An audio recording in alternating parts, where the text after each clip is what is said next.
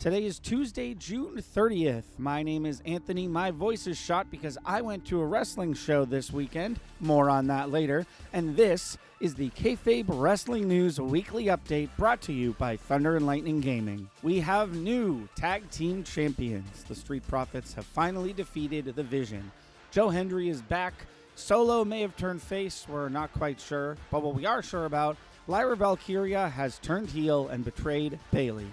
Chad Gable tried to apologize to Alpha Academy, and I thought he did a pretty good job, but Maxine wasn't having any of it.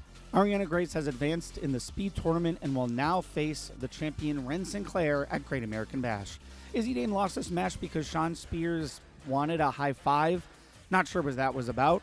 Immediately after, the Culling lost a tag match, and yeah, it's about that time. Nico Vance and Izzy Dane have turned on Sean Spears. Naraku tried to kill Tony D, Hank and Tank defeat Birthright, and an incensed Shiloh Hill gave a very good promo. Please watch this if you can. The build to Forbidden Door continues as Takashita successfully defends against Ricochet, and Jack Sabre Jr. defeats Jungle Jack Perry in what could be Perry's final match on Dynamite. That's still up in the air. Queen Aminata and Harley Cameron have advanced in the Survival of the Fittest tournament, defeating Red Velvet and Marina Shafir respectively.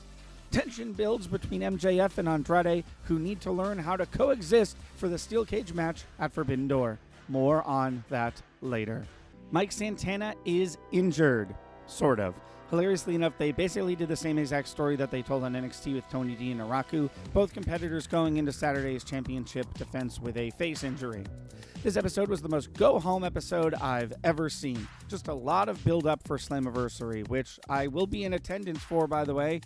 The highlight of this episode was definitely the main event. A surprisingly good episode of SmackDown. Solo Sikoa is on his own.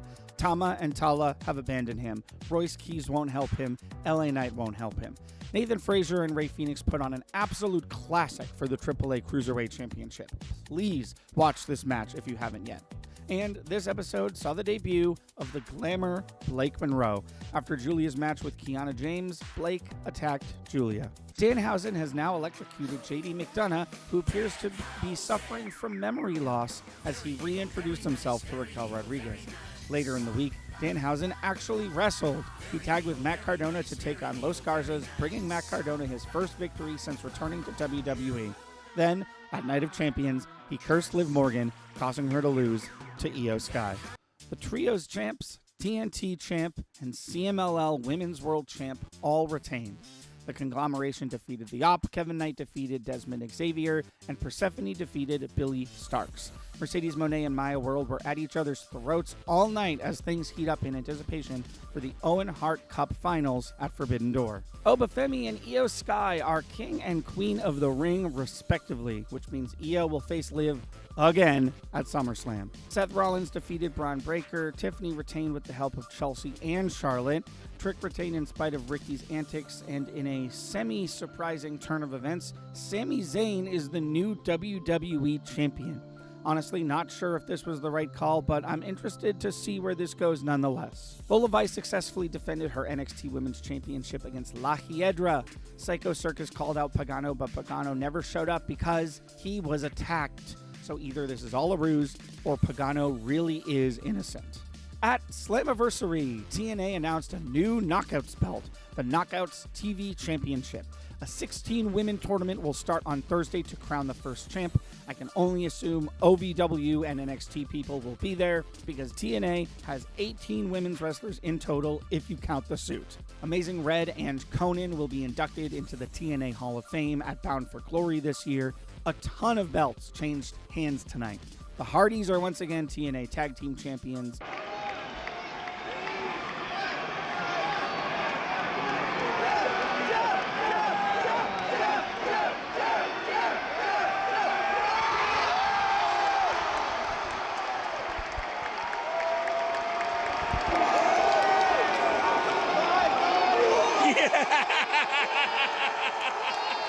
Mike Santana has lost to Nick Nemeth, who officially cashed in his Call Your Shot Gauntlet trophy. Demon Bunny have become the new Knockouts Tag Champs, defeating the Elegance brand once and for all. Zaya Brookside has become the new Knockouts Women Champion. Cedric Alexander retained in the Ultimate X match in the worst way possible. They really have to change the rules of this matchup.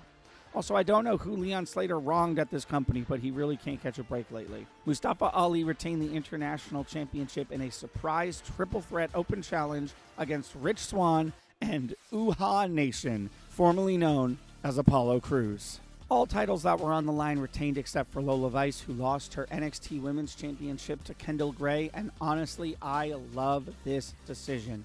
Ren Sinclair still has a submission finisher with a 100% success rate.